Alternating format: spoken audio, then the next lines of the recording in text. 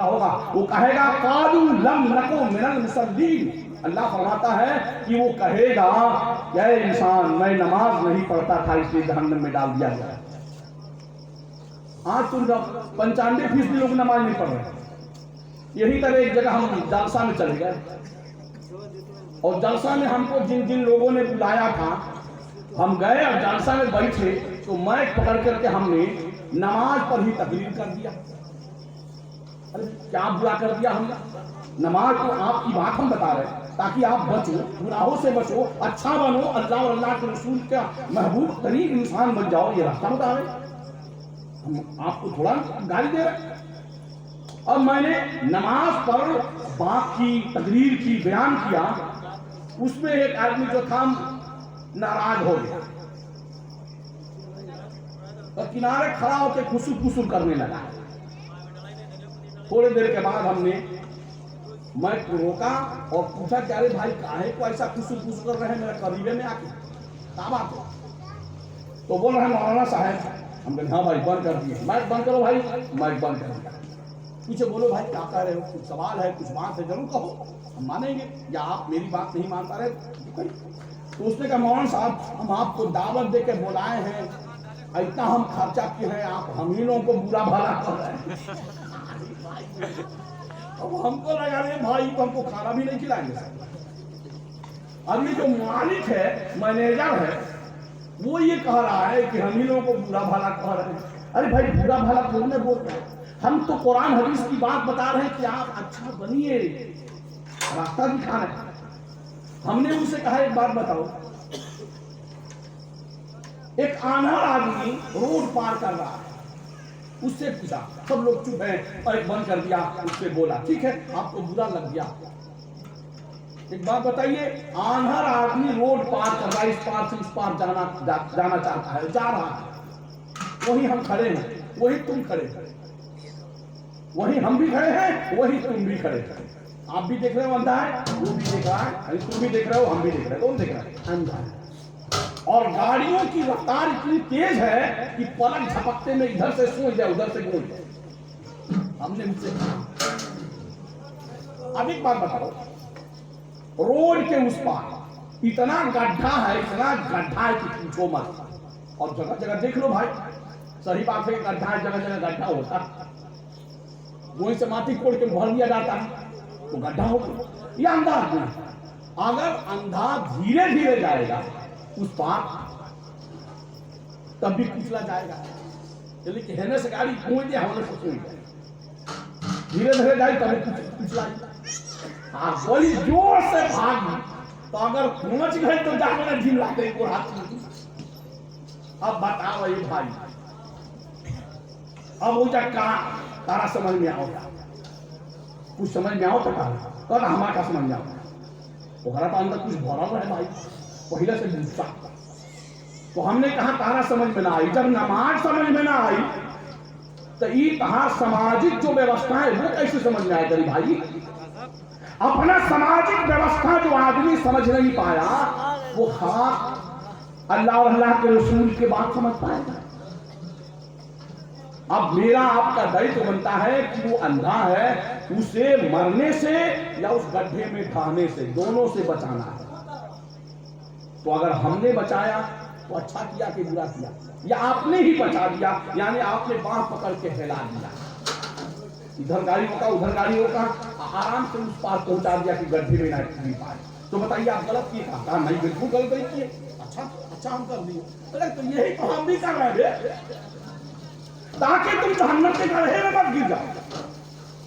और इतनी तेजी में अपना जिंदगी का सफर मत चालू करो कि अल्लाह की मुसीबतें इसी जिंदगी में तेरे लिए उबाल बन जाए, उस रोड की ट्रैफिक की वजह से। भाग के गए बड़ी तेजी से तो जहन्नम के गड्ढे में बच में गिरे जाओ। यही बात तो हम भी तुमको बचा रहे हैं, तो तुम बुरे नहीं हो, उसको बचा दिए तो हम तुमको बचाने की बात कर रहे हैं तो कैसे बुरे हो गए? बस एक को बार नहीं मिल में आया, बोला काली साहब बोलिए। एक दूसरा खड़ा हुआ, काली साहब हमारा समझ में ना आएगा तो और कोई समझ जाए। कहा रे भाई बात का बात, हमने कहा था भाई नमाज कज़ा करने वाले ही गुनहगार है, नमाज नहीं पढ़ने वाले गुनहगार है, अल्लाह की मार उनको पड़ेगी।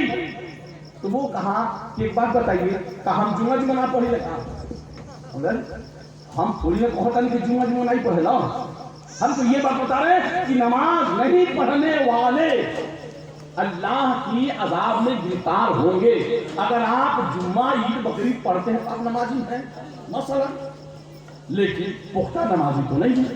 पंजवाक्ता नमाज फर्ज है और आप जुम्मा की बात करते तो आप 4 दिन पर खाइएगा, अच्छा लगेगा नहीं? 8 दिन पर खाइएगा, 4 दिन के बाद खाइएगा, अपने आप पे सोच लीजिए।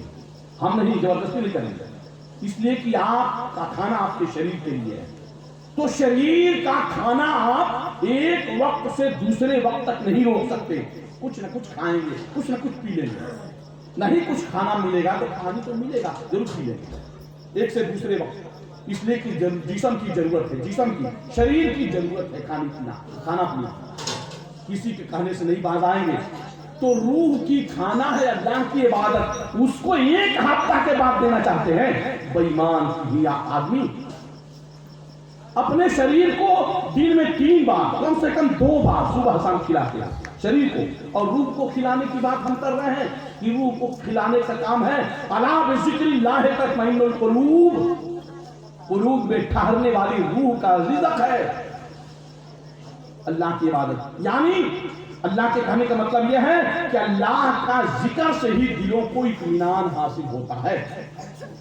तो मेरे भाई, जिस्म को खिलाने का इतना एहतमाम और रूह को खिलाने के लिए मारामारी, तो आपको अपने से बेईमानी करनी, अपने से गद्दारी करना।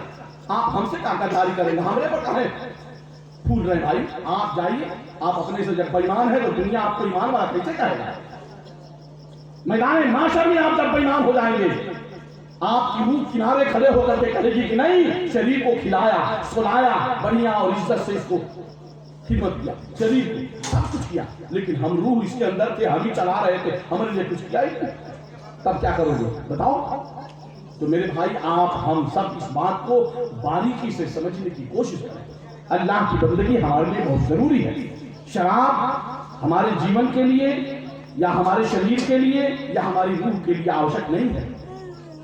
नशा हमारे शरीर के लिए या हमारी रूह के लिए आवश्यक नहीं है।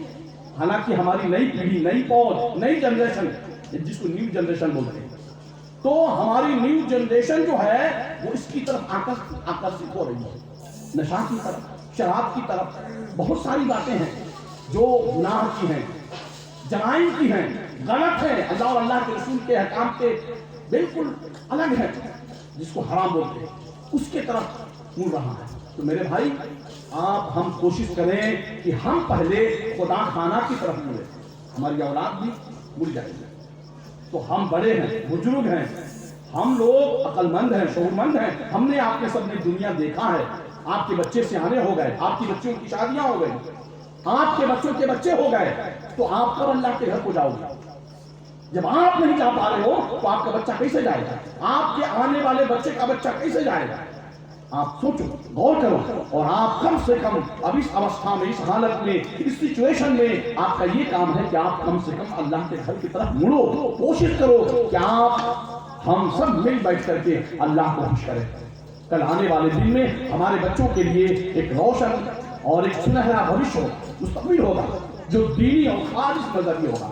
लेकिन नहीं, हम इस पर बजीद हैं कि हम दुनिया में रहेंगे, जो भी काम करेंगे हम दुनिया की चाहत के लिए करेंगे। नहीं मेरे भाई, आपकी जिंदगी बहुत मुख्तसर है, आप हम इसका पैमाना नहीं लगा सकते। कब हमारी शरीर से रूह निकल जाए इसका कोई गारंटी नहीं है, नहीं है। तो जब नहीं है, हमारी रूह की ही गारंटी नहीं है, तो फिर आप काहे कि इसमें फंसे बैठे हो? आप रहो, आप दुनिया में आए हो, हम दुनिया में आए हैं, दुनिया की तमाम सुख सुविधाओं को भोगे, लेकिन अल्लाह की इबादत के साथ साथ, अल्लाह की इबादत के साथ दुनिया की सारी सुख भोगे, इसमें कोई हर्ज नहीं। मैं आपको बताऊं मेरे भाई, एक बात बताऊं, अच्छी तरह से समझ लीजिए। आप हम चाहे कोई बेलमा से निकले सऊदी जाने के लिए, तो बेलमा से हाजिर नगर के लिए टेम्पो पकड़ते हैं, मोटरसाइकिल पकड़ते हैं, गए वहां उतर गए। अब मोटरसाइकिल सऊदी तो जाएंगे, वहां उसको छोड़ दिया। अब वहां से हमने जीप बस पकड़ा, कुछ पैसा दिया, गोरखपुर तक गए, बस वहां हमने छोड़ दिया। अब बस को लेकर हम सऊदी तो जाएंगे नहीं। अब वहां से हमने ट्रेन या जहाज पे बैठ करके टिकट लेके पैसा दे करके बैठा और चल पड़े। अब जो वहां से वहां तक